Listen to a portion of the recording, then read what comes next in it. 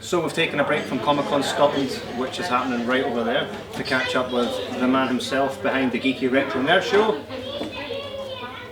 Adam Gradwell. See, I knew that. This was your point. This was your point.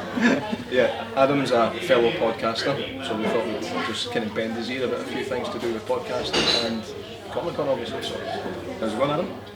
Champion. We're in the pub. There's no better place to be on earth. We're drinking 7-Up. Yeah, so I'm driving.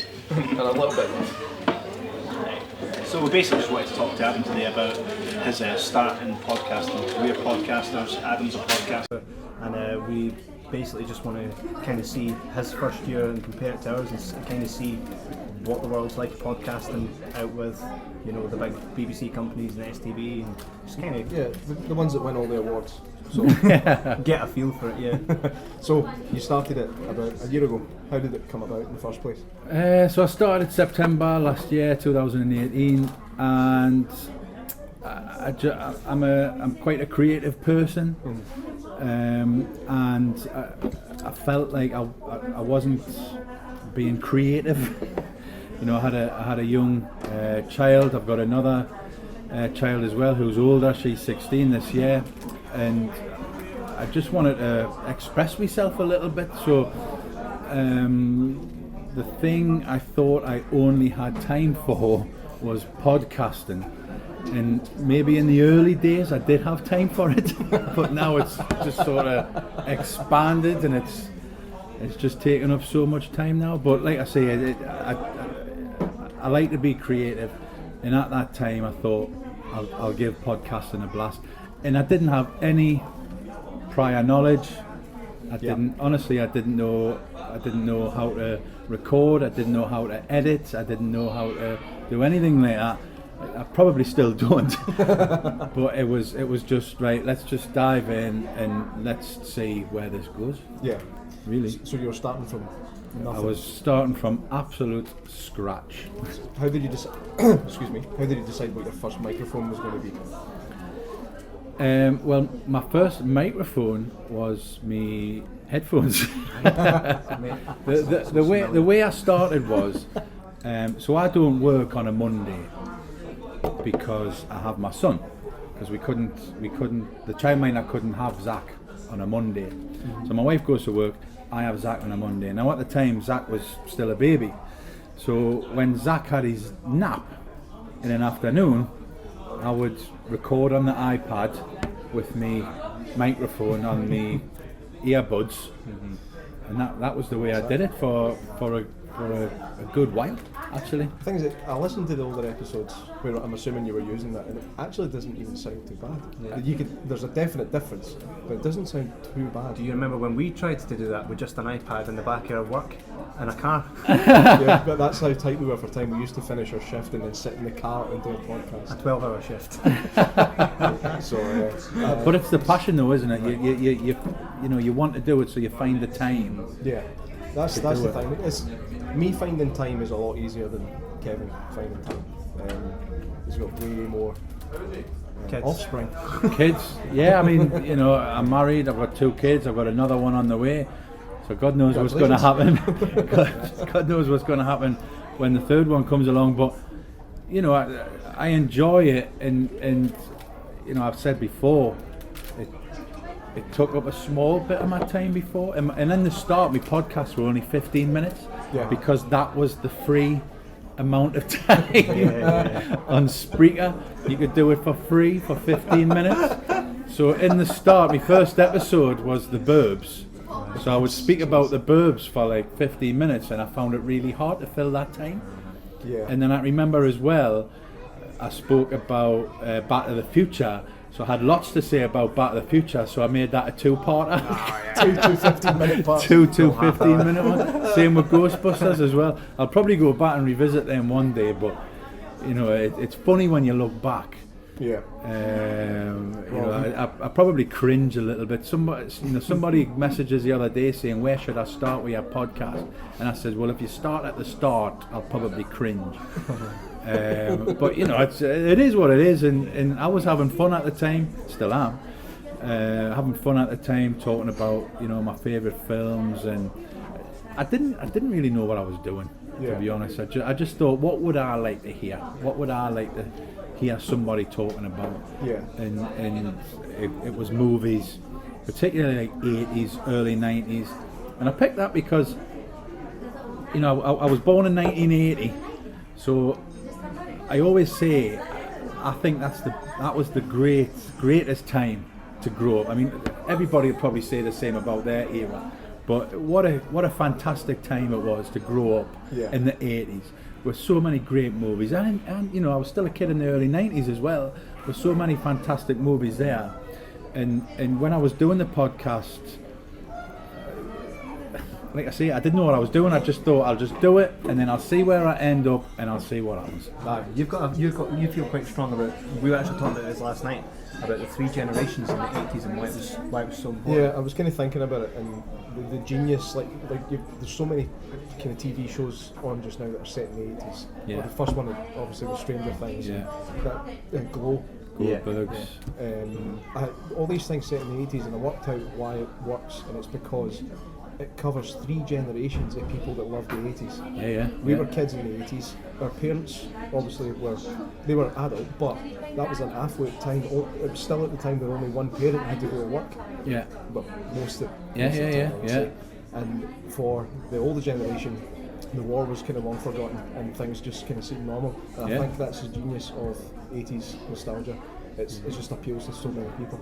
And I think the films at the time, obviously, they're awesome anyway. well, they are awesome, and of course, I think it's probably round about then that there was, you know, a boom in movies because of things like VHS, you know, the video shop, the video store, going to video. I totally miss it. Yes. Smell like popcorn when you walk in. And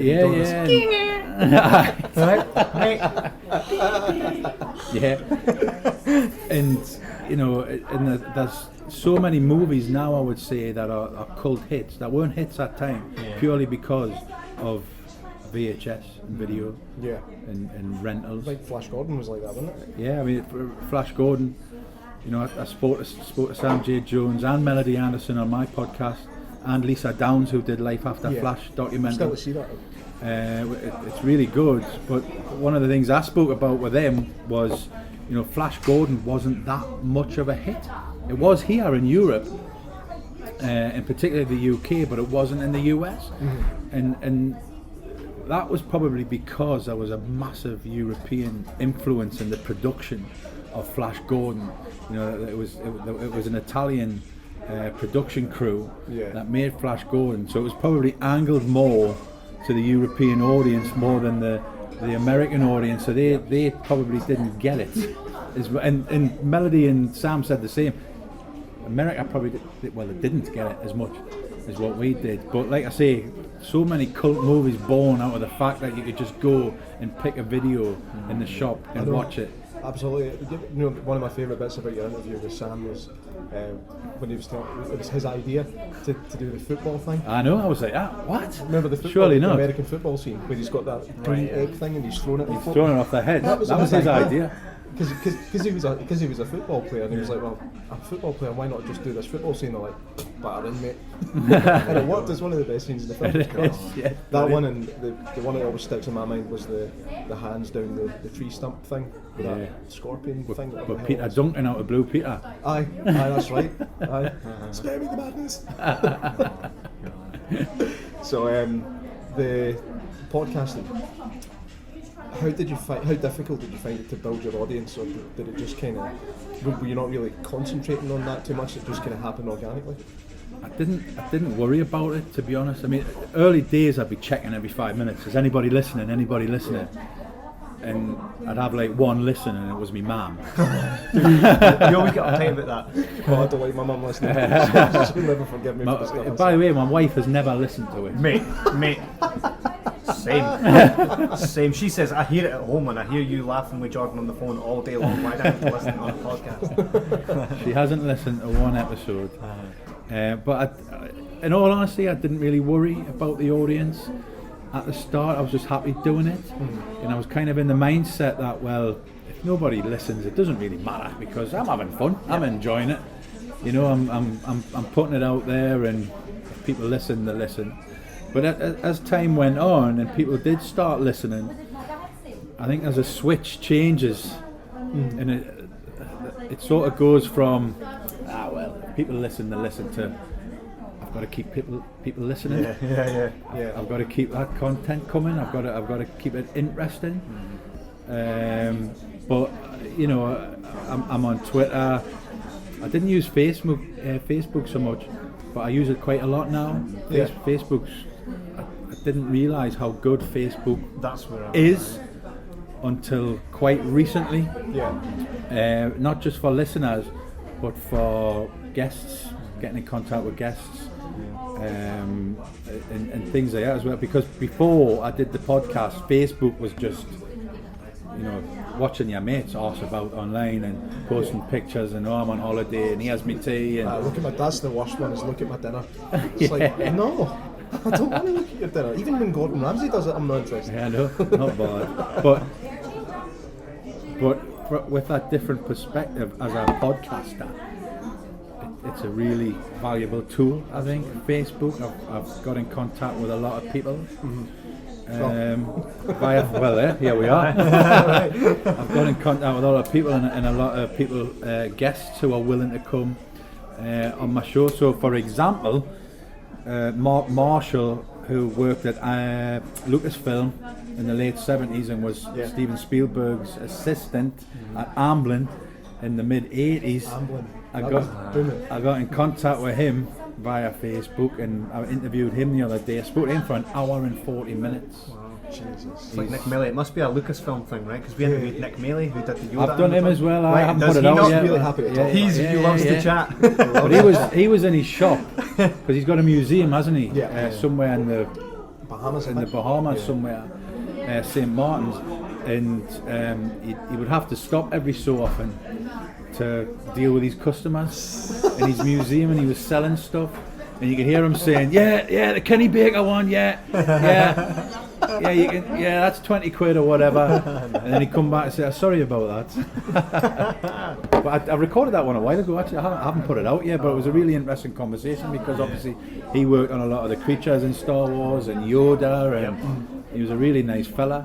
But the Mark Marshall from Lucasfilm and Amblin, I got in contact with him on Facebook, and he was absolutely magic. An hour and 40 minutes we were talking, and when it got about the hour and 10 minute mark, I was saying, Mark, we've been talking for a long time. Are you okay? Do you still want to go? But he just loved telling his stories. Yeah, it's good if you can get somebody like that. It makes it so much easier. If somebody agrees to an interview and they don't want to talk, it's kind of, it's a bit awkward. This is it. I don't like to work hard.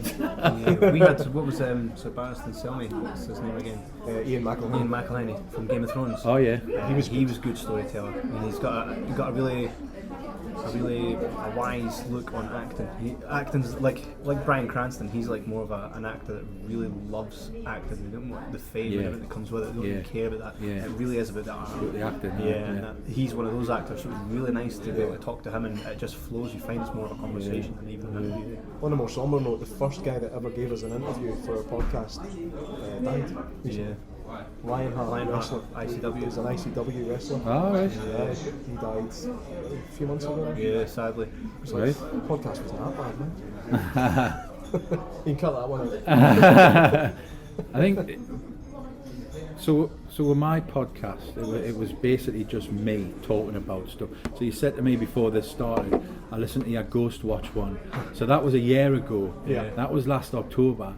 Now, Ghost Watch was a show when I was like 12 or something. Yeah. I don't know how old you are. You look younger than me. I'm not too far off there. I'm 34. The baby. But Ghost Watch fascinated me as a child. Absolutely scared me witless because I didn't realise it wasn't real. But when I did the podcast last year and it was coming up to Halloween, I was thinking, what should I talk about? And I talked about Ghost Watch because it was a show I enjoyed growing up. But since then, and again I said this to you before we started doing this, my show has really sort of evolved from just me talking. Yeah. And I know that And I've had feedback as well that people don't really enjoy just one person talking on a podcast. It takes a very certain type of personality to be able to do that. Yeah, so I'm a gobshite anyway. so I don't find it that difficult, but I was aware that, you know, it's just me listening, talking, and trying to think of it from the listener's perspective. When at that time I was listening to podcasts like the Retro Cinema podcast, which is really great, and that's two people on there, Gidget and Angry Man, and I used to think they were great, and they were so natural with each other, and they're big pals, so they are natural with each other, and the conversation just flows. So I was aware that me just talking by myself, I was probably going to have to change it or get somebody on or up my game or whatever. Yeah. But like I said before, it just sort of naturally evolved into, I started talking to people because of the podcast and asking if they would be interested in coming on the show. And actually my first guest contacted me, and it was Adam Christopher, a novelist. And at the time he'd wrote, he's wrote Star Wars, he's wrote loads of great stuff. But at the time he'd wrote a Stranger Things novel, and it was an official Stranger Things novel, and it was about Hopper, and it was set in the 70s.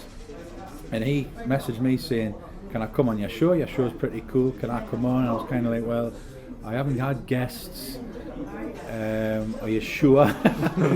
But, you know, in the back of my mind, I was like, I don't know how to do this again. You know, it's all just a massive learning curve for me, because I'd never had guests on. I didn't know how to do it. I didn't know how to record it. I didn't know what I should be speaking to them through. So I said to him, "Right, okay, come on the show." And then I was on Google going, right, how to record a podcast online, how to record Skype, da-di-da-di-da.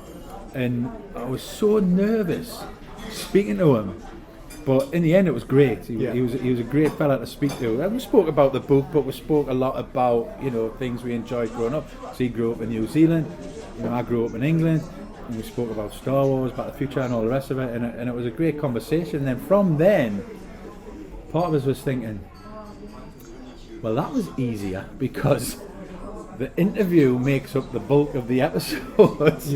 I top and tail it, and it's a lot less work. I did my first solo one last week. So I got earlier this week, and even listening back to it, I could tell that I'm nervous. I'm sitting in my own kind of studio-ish myself, and I'm nervous talking in front of myself. We found, though, so bizarre. We actually, similar to yourself, I actually started my own podcast, right? And Jordan was just my friend at work. And every time what I noticed, I'd go into work, we'd sit and chat about movies, because that's all we talk about, right? And people would start to turn around from their desks and listen to us chatting, right? So I was like, come on to my podcast, I want this. And then when that happened, I was like, right, this needs to be what we are, this needs to be what moves forward, and we've enjoyed it ever since. It's great. Do you know as well, the amount of things you would love to do as just a normal person on a podcast, right? And then when you realise, once you have a podcast, you find a reason to do all these crazy things, like sitting candlelit with a guy that plays Darth Vader, to sitting in front of Jesse Ventura, Apollo Creed, right? Jean-Claude Van Damme. Like the doors that it opens for you just as a fan, I think that's the most important thing to take away. That was something I was going to ask you, was that you've been coming to these events for a while, or have you only started doing it since the podcast? In all honesty, I haven't. I wasn't much of a Comic-Con person, to be honest. The last one, the one Monopoly did in Edinburgh last year, I went there because Sam J. Jones was there. Monopoly events are obviously at the kind of forefront of these types of events in this country. Vince McMahon, to quote, it isn't Andy Cleek, Vince McMahon of the conventions. He just popped out of nowhere. Do you not think? Like, there was conventions, that's pretty cool, and then boom, Monopoly just fist through the convention scene. I mean, they're doing great things. They've really burst on the scene. They've only been on the go for a couple of years. I think their first event was For the Love of the Force. Something or other, probably down in Manchester. And since then, it's just like, I don't know how he does it. He must be spinning so many plates. I don't know how he does it.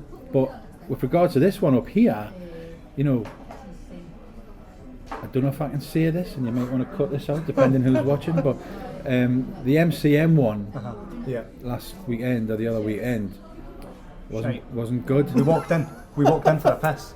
And we were like, is this Comic-Con? I walked in, and honestly I would have walked back out if my wife and daughter hadn't paid 30 odd quid. Well, we just walked in from nothing To get in. It was finishing though.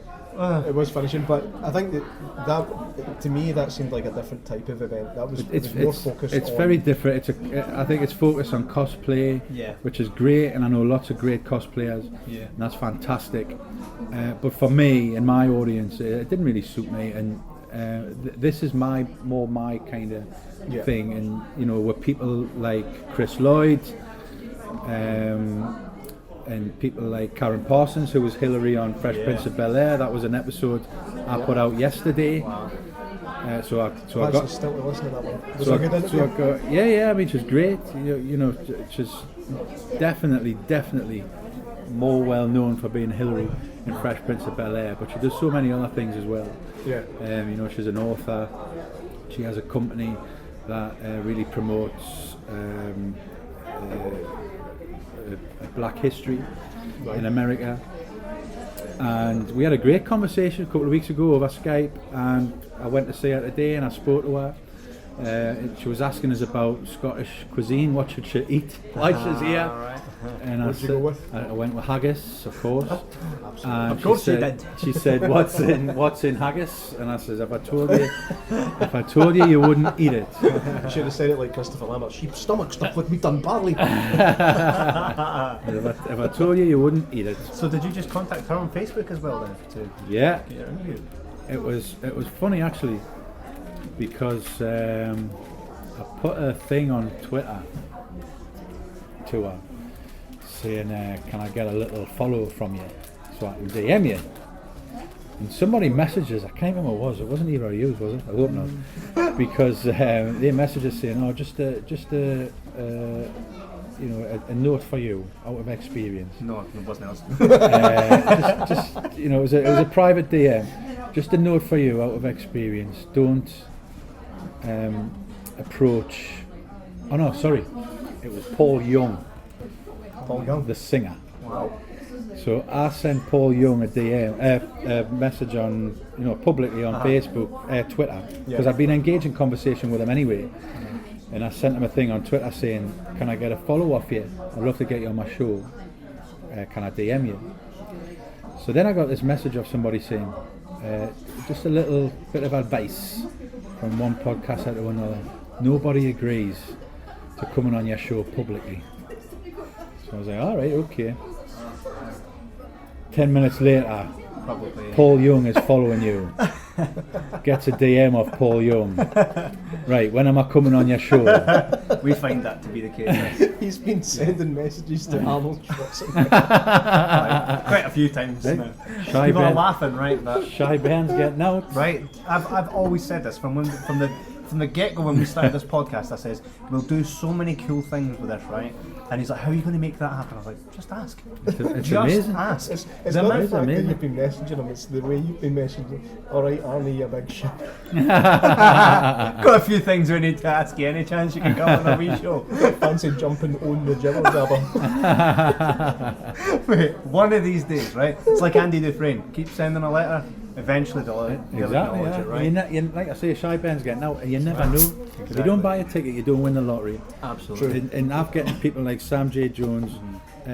So me Flash Gordon one is a great example. I emailed his agent, I never got a reply. Yeah. I emailed him again, I didn't get a reply. I emailed him again, and he emailed us back saying, "Right, I'll send your email address to Sam, and if he wants to, he'll get in contact with you." And the subtext was, stop bothering me. Right. What kind of agent is that? I know, right? So then I was thinking, right, okay, well, there's no way Sam J. Jones is going to email us. A week or so later, Sam J. Jones emails us. What did that feel like when that popped up in your email? I was like, I think I was in bed. I was like, that, my wife. Yes. Approval. You'll never believe it. Sam J. Jones has emailed us. My wife's like, who's that? Like, He's in Ted. Flash Gordon. And his hair's parted in the middle. So I interviewed Sam And then I forgot to ask him about Melody, and then I was totally kicking myself. Yeah. So I had his phone number. He gave us his phone number, and I WhatsApped him about Melody, and he ignored it anyway. And then a little while later, Lisa Downs, who produced and directed Life After Flash, she got in touch with us, and I'd said, "Oh, I've interviewed Sam Jones. Do you want to come on the show?" And she was like, "Yeah." And initially I said, "Well, I'll do a show with you, an episode with you on your own, and we'll talk about Life After Flash." But then I said to her, "No, actually, it'd be good to have you on alongside Sam J. Jones, and then you can, I dare say there might be a few more listeners if Sam's on to hear about Life After Flash." And I said, and I just happened to say to her, "I've been trying to get Melody Anderson, but I don't know how because she's quite elusive." So Lisa Downs emailed her for us, and she come back and said, "It seems to be a big game of luck, doesn't it?" Yeah, well, I think I've got it on my profile somewhere. I have on my Facebook, Chancer. Yes. I am a chancer. That's the best way to do it. I think we have never. He always thinks I'm a bit of a chancer. Everything we've done has always been through chance. It's literally just ask. It's all you can do, right? Yeah. I mean, we had the idea about the cinema as well, and like we've never done anything. I mean, I'm a musician and I played to live audiences and stuff, but we've never done anything to what podcasting is like yourself. Picked up a microphone. As it gets better, we buy more expensive stuff. We get better camera guys. Yeah. right. I mean, if you look at our he's not in his head. Yeah, he's not in his head. Sebastian. If you look at our earlier stuff, it gradually the ball keeps rolling. But the one thing we've always kept constant, and it's good to hear that other podcasts are doing the same thing, is we just chance it. Yeah, that's literally. Yeah. I mean, there's loads of times when I've been going to wrap it in, but there's always something comes around the corner. That keeps us going. Yeah. It keeps it going. I remember ages ago. I mean, this sounds daft, but ages ago, I was going to wrap it in, and I got an email from a book publisher, and they said they were going to send us a Back to the Future book that they just published. If I wanted a free copy of it, nice. And it was just a little thing like that. I was like, I need to keep doing this. Right, okay, I need to keep doing it for free books. Yes. I need to keep doing it for free stuff. We've yet to have free stuff yet, so if you're watching this and you want to give us any free stuff... Actually, on that note, thanks Scott for the beer yesterday. Cinema manager. Free beer. I haven't had any free beer yet. Yeah, you need to get yourself down to Bathgate Cinema then and get some free beer. In fact, his manager will be watching this. He didn't give us free beer. We paid for it after it. Yeah. So, you said that your first episode was on the Burbs. Why was it the Burbs? Because I didn't want to be too obvious for my first one. I mean, Burbs is one of my favourite films, honestly. It's in my top 5. I watch it all the time. It's a perfect Sunday afternoon movie. Yeah. It's absolute class. I love it. But I didn't want to steam straight in with like Back to the Future, Ghostbusters or whatever. They came second and third. Left a big gap there. But I just thought, I'll just talk about Burbs first because it's one of my favourite movies. Absolutely love it. Yeah. I like the obscure movies are sometimes really fun to talk about. Actually, next door, we just happened to see that Judge Reinhold was just kind of standing around, and I was like, I'm going to shake his hand. So I went over to him and I said, nice to meet you. I told him who I was, and I said, by the way, I love Ruthless People. And nobody ever talks about that film, and it's one of my favourites. Like Christopher Lloyd and Dennis the Menace, the movie. Right? How good, mate, his bad guy, I don't know exactly what his name was, right? He was just a bad guy. It's like, I had nightmares. Like, he was scary. You don't think? Yeah. Christopher Lloyd and Dennis the Menace. Imagine Christopher Lloyd coming to Comic Cons and not getting his photographs taken with people in a DeLorean, but with like somebody dressed up as Dennis. On the rat and knife on an apple. Like, even the way he just stabs that apple from the kid's hand, man. It's all that. It's his rotten teeth and everything. He's just a horrible looking guy. Dude, he's so dirty. Firewood, bombs away. Just such a great movie. Or if you're in America, just Dennis. Yeah, Dennis. No, it's the other way around. Here it was just Dennis. Was it? Yeah, but in America it was Dennis the Menace. That's weird. Because my VHS had a picture of what's his face, and it's just Dennis on it. Yeah, the reason is the cartoon was just Dennis, wasn't it? Yes. What happened was we already had, I think in America it's called Dennis the Menace, but we already had that character in the game. Oh, that's right. That's So the they way had everyone to now change it calls to that. Dennis. That's right. That's a good kids film. Cut that out. Cut that out. Do you know that the guy that directed that is the guy that played Michael Myers in the original Halloween? Nick Castle. Was it? Yeah. And the new Interesting Halloween. fact. And the new Did not Halloween. know that. Yep. Ah, crazy. This is what Bit of a podcast change. is. Bit of a change, isn't it? Yeah, absolutely. So where are you hoping that it goes now? Or are you still in the stage of I'm just having fun with it? Honestly, I don't know. I've got no targets. I've got no aims. I haven't even got like an audience figure that I have in mind.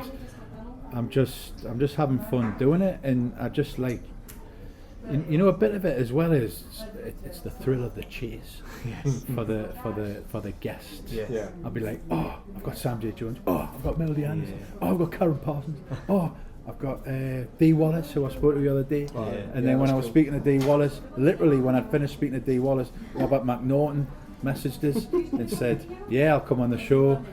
And they're all together this weekend in Calgary Right. for an ET reunion. Yeah. So I messaged Robert McNaughton saying, ask Henry Thomas. Yeah. Oh, Don't that'd see be- him doing it. Maybe we Maybe saw he'll them. come We last year we were down with the ET gang.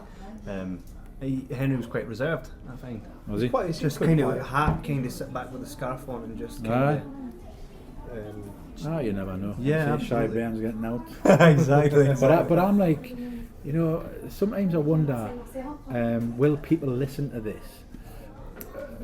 Because, so for instance, Mark Marshall, who I was talking about before, he's not a household name, he's Yeah. not a well-known name, but I knew of him. Yeah. Because when I was a kid, I loved behind-the-scenes stuff. I was the Yeah. kid that loved the making of Star Wars, Yes. the making of Empire Strikes Back. I loved those things, and so I loved the people who were on the other side of the camera rather than the people who are in front of the camera. Yeah. So people like Mark Marshall, I love the stories they've got to tell. Yeah. So sometimes it might just be about what I want to hear and what I want to talk about and the stories I want to hear. Yeah. And if people listen, that's great. It's a bonus. But if they don't, well, I've heard it. I've heard the great story. And Mark Marshall's a great example because he was talking about because he was there when Lucasfilm made Empire Strikes Back. He was there when he was there at Amblin when Spielberg made The Goonies, and he honestly had, I'm not going to tell you because you've got to listen to the episode, but he had brilliant stories about those. So what's your main platform that you use for your podcast? That I put it out on. Yeah. Well, I started on Spreaker because that was the free one, and I'm still on there. Right. I've never changed it because I've never felt the need to. But I mean, it's distributed everywhere else, like Apple Podcasts and Spotify and Google and all the rest of them. But I sometimes look at things like Podbean. What's the other ones? Podomatic, yeah. I mean, I know people like Skip to the End are on Podomatic. I listen to Skip to the End on Podomatic, so I've often, considered going there. But sometimes I'm a bit lazy as well, so sometimes I cannot be bothered. But sometimes I'm a bit like, oh, what if I change and people stop listening, kind of thing. Yeah. We've done that a few times. We find that they follow you. Yeah. They'll follow, as long as you've got your Facebook. What we have is a Jibber community page, and that's basically, it's just a community page where all our audience, they let us know what they want, what they like. They vote on our deep dives. Yeah. They tell us what they think. That's our hub. That's where we post. So it doesn't really matter where we go. Yeah. As long as we put it there, they're sat there. Yeah. So we're like 500 people a week. Sorry, if we put something out, at least those 500 people they're going to see it, decide whether or not they want to go for that. Yeah. So that's what we kind of found that's worked as the Jibber community. It's the Facebook page is really handy. You've said yourself, I used to be Twitter, but now I'm Facebook. It's a good tool. I think as a social media platform, it's probably the most poisonous thing on earth, but it's a good tool. Yeah.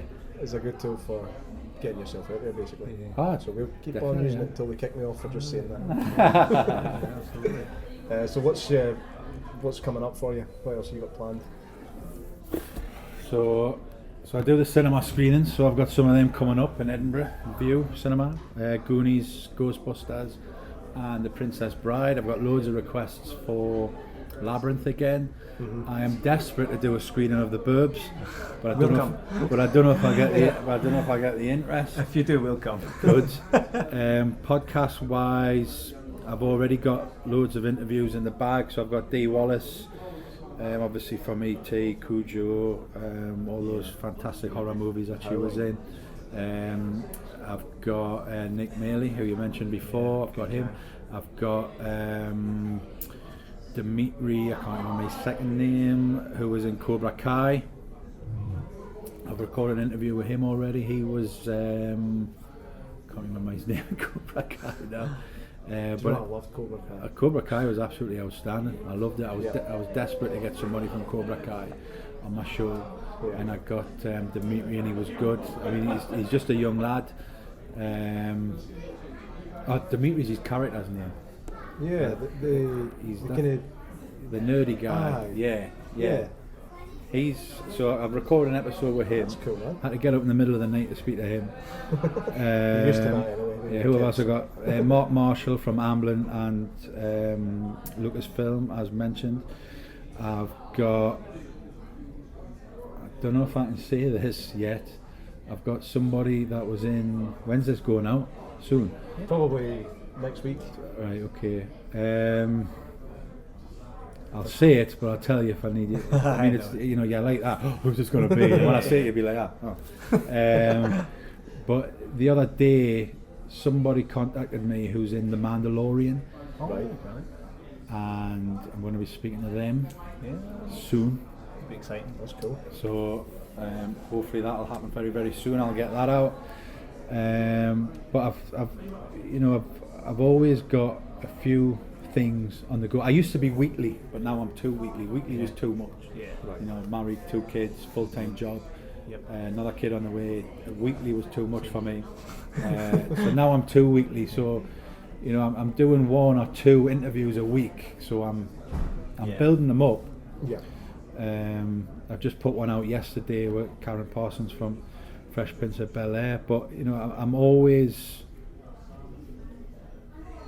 just pinging emails out left, right and centre, contacting people. Do you want to come on my show? Actually, I've got another guy, Paul Hirsch, who is an Academy Award winner, and he won he's got 2 Academy Awards actually, but he won one of them for his editing work on Star Wars, the original Star Wars. Right. So I'm going to be speaking to him, so I know he's going to have loads of great stories. Absolutely. Because he's worked on Planes, Trains and Automobiles. He's worked on the Breakfast Club, I think. He's worked on a few John Hughes movies, so I'm looking forward to speaking to him. So, do you know, I've just thought of another film here that nobody ever talks about, The Dream Team. Do you remember that? The Dream Christopher Lloyd was in it, man. Was that a kids one? No, it was a bunch of mental patients that they took them to a baseball game and they all escaped. And oh yeah, yeah. Michael Keaton was in it, Peter Boyle, and Christopher Lloyd. Yeah, that's a cracker. Revisit that one. It's a while since I've seen that one. It's really worth a watch. I'm going to watch it. I mean, another film that Christopher Lloyd was in, obviously, is Who Framed Roger Rabbit, and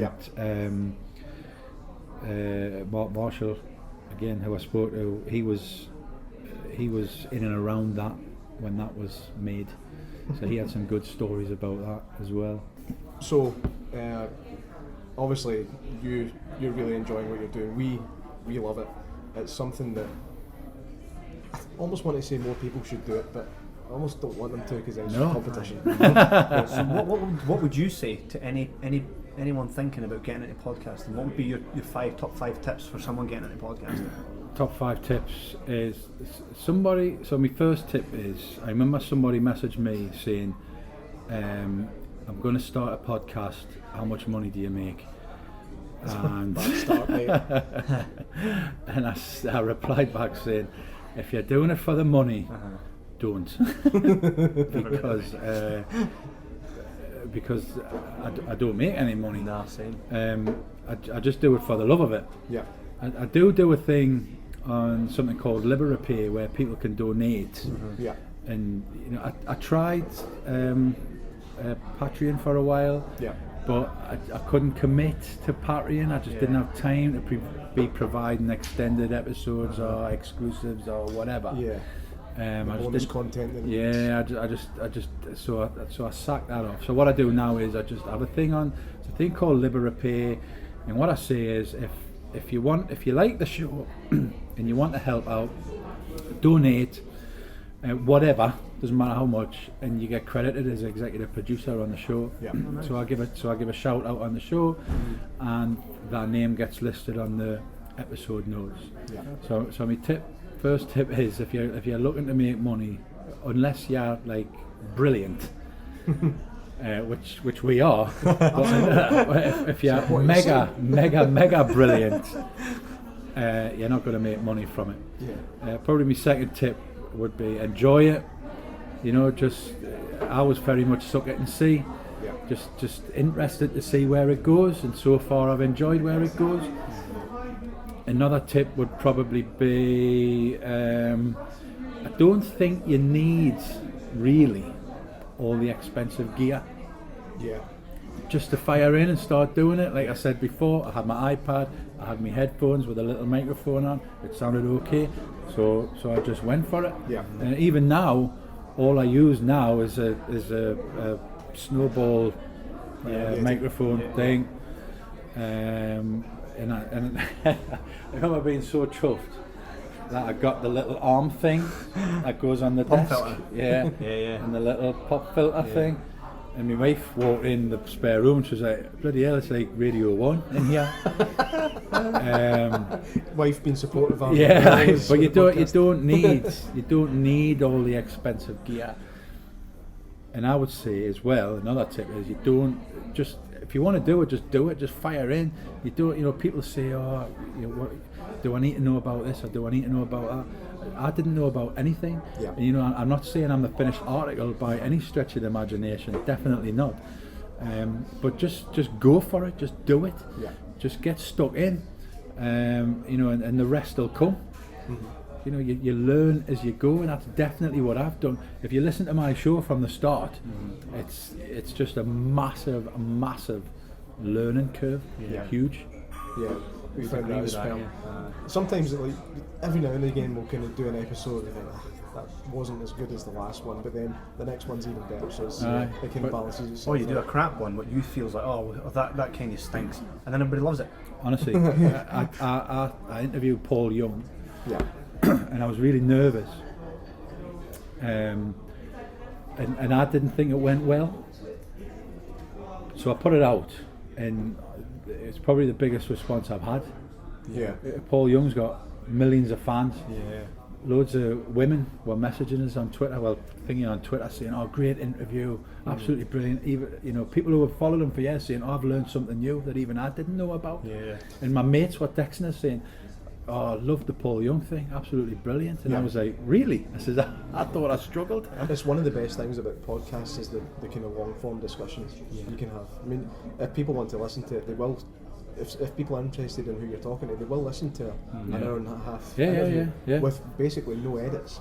It's just one-to-one conversation with no edits, no production companies hanging over you telling you what to do and say. Honestly, very little editing goes into mine. Yeah, very little. To begin with, I kind of was right into making it production over set. editing. But then we just been like, you know what, it's far easier for us just to be us, because we found that people they tune in for our movies, for our content discussions, but what keeps them there is our banter and how much they laugh at something we'll say. Do you know what I mean? It's the chemistry, I think, that's our winning formula. I mean that's the. I'll tell you the best one. this my dad cut his thumb off a couple of months ago on a circular saw. But it wasn't his full thumb. It went right through the middle of the nail here, just lopped the top of it off. Ow. And I told him about it. I was like, yeah, he's going into plastic surgery tomorrow. And he goes, yeah, nothing better than a new pair of tits to cheer yourself up. That was my finest moment. We got a good few responses on that one. Yeah, people laughing at, as I filmed petrol up listening in the car and that, I just pissing them. I was like, yeah, my dad will love that. But so it doesn't matter really what production value you put into it. If the content's there, you're grand. Yeah, absolutely. Yeah, and it's a big thing I think for us, like the way we do it is, like you said, it's just the way we speak to each other. Yeah. Doing it on my own the other day just felt alien. Yeah. It was so bizarre, but I think everybody will have their own kind of preferences. Yeah. And You find your groove.